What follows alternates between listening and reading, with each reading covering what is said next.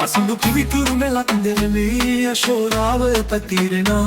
අයනු ආයනු රට අතරේ කවිතා කාසොව කියවෙනා බුදුලු ගෝමී සවැනි පැයකුම් අහිදෙන් බස හැඩරුණා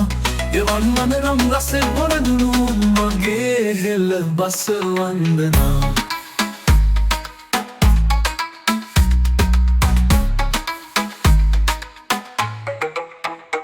සයන් භාෂා පරතරටට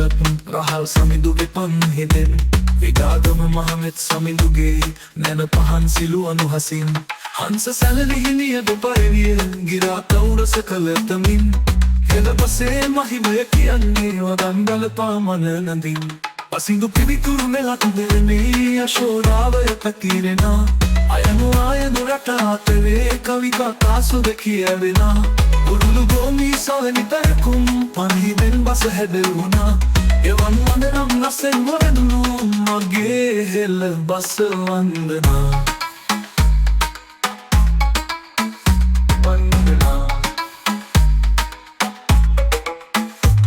උතුම් දිවිපෙවතකට යන මඟ සුභාචිතයෙන් කියවෙනා කුසපවා පැන්පුවත මනහර කවුසිලුමිනෙන් දිස්වෙනා එලුසිලෝ සතකයේ විසිතුරු පදරටා බස සරසනා මෙකවුගී වැජඹේ ආදටත් මගේ හෙළ බස මහිමෙනා පසිඳු පිවිතුරු මෙලක් දෙරනේ අශෝරාවය පැතිරෙනා අයනු ආයනු රට අතරේ කවිතා කාසුද කියවෙනා